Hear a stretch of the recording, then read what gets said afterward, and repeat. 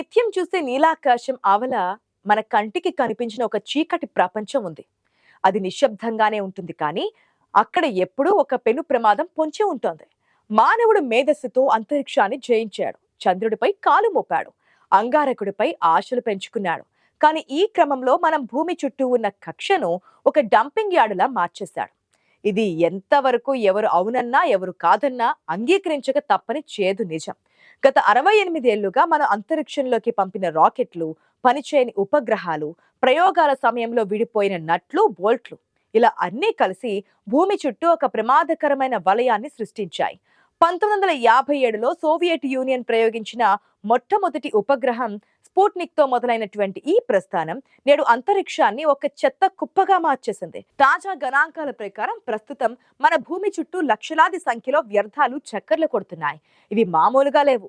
తుపాకీ, బుల్లెట్ కంటే వేగంగా ప్రయాణిస్తూ ఎదురొచ్చిన దేన్నైనా క్షణాల్లో ధ్వంసం చేయగల శక్తి వీటికుంది. ఇది కేవలం పర్యావరణ సమస్య మాత్రమే కాదు, భవిష్యత్ అంతరిక్ష ప్రయోగాలకు ఒక గొడ్డలి పెట్టు లాంటిదేనంటున్నారు నిపుణులు. ఒక్కసారి ఊహించండి, మనం ఎంతో ఖర్చు పెట్టి ఎన్నో ఆశలతో పంపే కొత్త ఉపగ్రహం కక్షలోకి వెళ్ళిన మరుక్షణమే ఏదో ఒక పాత రాకెట్ ముక్క ఢీకొనడం వల్ల పేలిపోతే పరిస్థితి ఏంటి?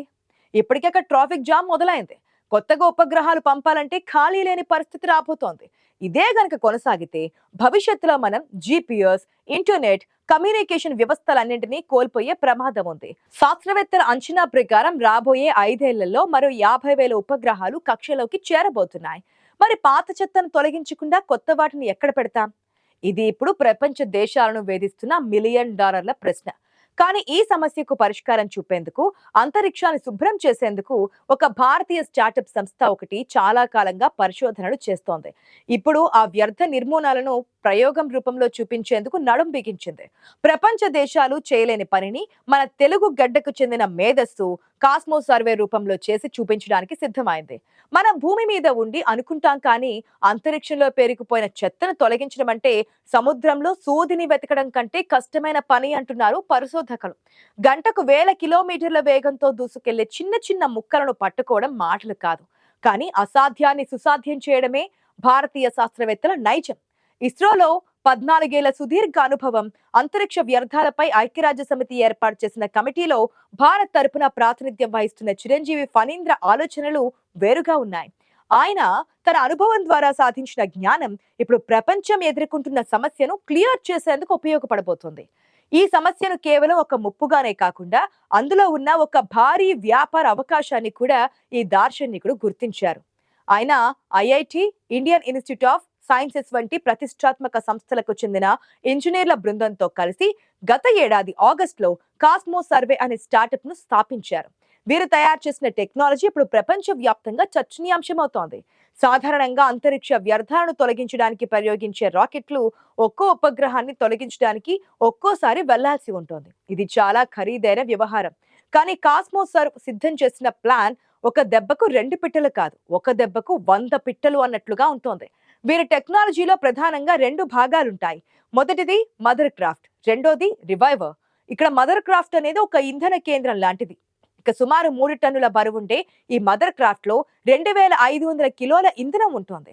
ఇక అసలు పనిచేసేది రివైవర్. దీనికి అత్యాధునికమైన 4 సాఫ్ట్ రోబోటిక్ చేతులుంటాయి. ఇవి అంతరిక్షంలో తిరుగుతున్న పాడైపోయిన ఉపగ్రహాల దగ్గరకు వెళ్లి తన రోబో చేతులతో వాటిని సున్నితంగా కానీ గట్టిగా పట్టుకుంటూ ఉంటుంది. ఆ తర్వాత వాటిని భూమి వాతావరణం అంచుల్లోకి నెట్టేసి మళ్లీ వెనక్కొస్తోంది. ఇలా పనిచేస్తున్న క్రమంలో రివైవర్ ఇంధనం అయిపోతే వెంటనే మదర్ క్రాఫ్ట్ దగ్గరకు వచ్చి మళ్లీ రీఫ్యూయలింగ్ చేసుకుంటుందన్నమాట. అంటే భూమి నుంచి మళ్లీ రాకెట్ పంపాల్సిన పని లేదు. ఒక్కసారి ఈ వ్యవస్థను ప్రయోగిస్తే సుమారు 100 ఉపగ్రహాలను లేదా వేలాది చిన్న చిన్న వ్యర్థ భాగాలను క్లీన్ చేసేదాకా అది అక్కడే ఉండి పనిచేస్తూనే ఉంటుంది. ఇది నిజంగా ఒక గేమ్ చేంజర్ అంటున్నారు అంతర్జాతీయ నిపుణులు. అయితే అంతరిక్షంలో ఉన్న చెత్తను ఈ రోబో చేతులు పట్టుకొని కిందకు నెట్టేస్తాయి అని చెప్పుకున్నాం కదా, మరి ఆ చెత్త అంతా ఎక్కడ పడుతోంది? మన తలల మీద పడే ప్రమాదం లేదా అన్న సందేహం మీకు వస్తుంది కదా. దీనికి కూడా కాస్మో సర్వ్ దగ్గర పక్కా ప్లాన్ ఉంది. రివైవర్ కిందకు నెట్టేసిన వ్యర్థాల్లో చిన్న చిన్నవి భూమి వాతావరణంలోకి ప్రవేశించగానే అక్కడి గాలి రాపిడికి మండిపోయి బూడిదగా మారిపోతాయి. కానీ బాగా పెద్దగా ఉండే ఉపగ్రహాలైతే పూర్తిగా మండకపోవచ్చు. అలాంటి వాటిని పసిఫిక్ మహాసముద్రంలోని పాయింట్ నిమో అనే ప్రాంతంలో పడేలా ఈ టెక్నాలజీ డిజైన్ చేశారన్నమాట. ఇక పాయింట్ నిమోను ఉపగ్రహాల శ్మశానంగా పిలుస్తుంటారు. పాయింట్ నిమో అంటే భూమిపై మానవ సంచారానికి అత్యంత దూరంగా ఉండే ప్రదేశం. అందుకే దీనిని అంతరిక్ష నౌకల శ్మశాన వాటిక అని కూడా పిలుస్తారు. కాబట్టి ఈ ప్రక్రియ వల్ల భూమిపై ఉన్న ఎవరికీ ఎటువంటి ప్రమాదం ఉండదు. ఇక ఈ ప్రాజెక్టు వెనుకున్న ఆర్థిక కోణం చూస్తే కళ్ళు బైర్లు కమ్మడం ఖాయం. అంతరిక్షాన్ని శుభ్రం చేయడం అనేది ఇప్పుడు ఒక తప్పనిసరి అవసరం. అమెరికా ప్రభుత్వం ఇటీవలే ఒక కఠినమైన చట్టం తెచ్చింది. ఏదైనా సంస్థ ఉపగ్రహాన్ని ప్రయోగిస్తే దాని జీవితకాలం పూర్తయిన 5 ఏళ్ల లోపే దాన్ని ఖచ్చితంగా తొలగించి తీరాలి. లేకపోతే భారీ జరిమానాలు తప్పవు. ఈ నిబంధనల వల్ల ప్రపంచ దేశాలన్నీ ఇప్పుడు చెత్తను తొలగించే కంపెనీల కోసం క్యూ కడుతున్నాయి. 100 ఉపగ్రహాలు ప్రయోగిస్తే అందులో 60% మాత్రమే విజయవంతం అవుతున్నాయి. మిగిలిన 40% చెత్తగా మారుతున్నాయి. ఈ నేపథ్యంలో 2031 నాటికి అంతరిక్ష వ్యర్థాల తొలగింపు మార్కెట్ విలువ ఏకంగా $1,400 కోట్ల, అంటే సుమారుగా ₹1,00,00,000 చేరుకోనుందనడంలో సందేహం లేదు. ఇక ప్రస్తుతం ఉన్న విదేశీ కంపెనీల టెక్నాలజీతో పోలిస్తే మన కాస్మోసర్వ్ టెక్నాలజీ 10 రెట్లు తక్కువ ఖర్చుతో ఈ పనిని పూర్తి చేయగలదు. అంటే తక్కువ ఖర్చుతో ఎక్కువ లాభం, పైగా పర్యావరణానికి మేలు. అందుకే ఈ భారతీయ స్టార్టప్ వైపు ప్రపంచం ఆసక్తికరంగా చూస్తోంది. మన దేశం విషయానికి వస్తే అత్యంత కష్టతరమైన పనులన్నీ తేలికగా పూర్తవుతాయి, పైగా తక్కువ ఖర్చుతో జరిగిపోతాయి. రాకెట్ లాంచింగ్ సునాయాసంగా జరిగిపోతోంది. శాటిలైట్స్ వాటి నిర్ణీత కక్షలో గ్యారంటీగా స్థిరపడిపోతూ ఉంటాయి. అందుకే ఇస్రోలో పనిచేసే వందల మంది ఉద్యోగులను చూస్తే భారతదేశ ప్రజలకు గర్వంగా ఉంటుంది. ఎందుకంటే ఈ రంగంలో రాణించడానికి ఇతర దేశాలు ప్రయత్నిస్తున్న ప్రాథమిక స్థాయిలోనే విఫలమవుతూ ఉన్నారు. కానీ మన దేశం అలా కాదు. మొదటి నుంచి స్థిరమైన విధానంలో ప్రయోగాలు చేస్తున్నాం. ఇప్పుడు మనం చెప్పుకుంటున్న స్పేస్ సర్వ్ ప్రయోగం సక్సెస్ అయితే అదో ప్రైవేట్ కంపెనీ విజయం మాత్రమే కాదు, భారత అంతరిక్ష రంగం మారుతున్న ముఖ చిత్రానికి నిదర్శనంగా ఉంటుంది. ఒకప్పుడు అంతరిక్ష ప్రయోగాలు అంటే కేవలం ప్రభుత్వ ఆధీనంలోని ఇస్రో మాత్రమే చేసేది. కానీ ఇప్పుడు కేంద్ర ప్రభుత్వం ప్రైవేట్ రంగానికి ద్వారాలు తెరిచింది. ప్రస్తుతం గ్లోబల్ స్పేస్ మార్కెట్ లో భారతదేశ వాటా కేవలం 2% మాత్రమే ఉంది. దీనిని రాబోయే కొన్నేళ్లలో 8% పెంచాలన్నది మన దేశ లక్ష్యం. ఆ లక్ష్యాన్ని చేరాలంటే కేవలం రాకెట్లు పంపితే సరిపోదు. అంతరిక్షంలో సేవలు అందించే ఇలాంటి వినూత్న స్టార్టప్లు ఎంతో కీలకం కాబోతున్నాయి. ఇస్రో మాజీ శాస్త్రవేత్త చిరంజీవి ఫణీంద్ర నేతృత్వంలోని కాస్మోసర్వ్ ఇప్పుడు ఆ దిశగా వడివడిగా అడుగులు వేస్తోంది. దేశంలోని అత్యుత్తమ మేధావులతో కూడిన ఈ బృందం ఇప్పటికే టెక్నాలజీ నమూనాలను సిద్ధం చేసింది.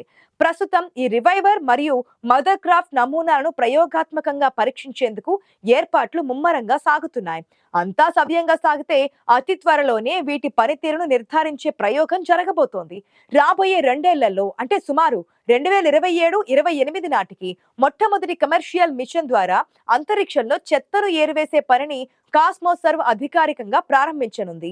ఒకప్పుడు పాములను ఆడించే దేశమని ఎగతాళి చేసిన ప్రపంచం ముందే అదే పాముల మెలికల వంటి క్లిష్టమైన సమస్యలను టెక్నాలజీతో పరిష్కరిస్తూ భారత్ విశ్వగురువుగా నిలబడబోతోంది.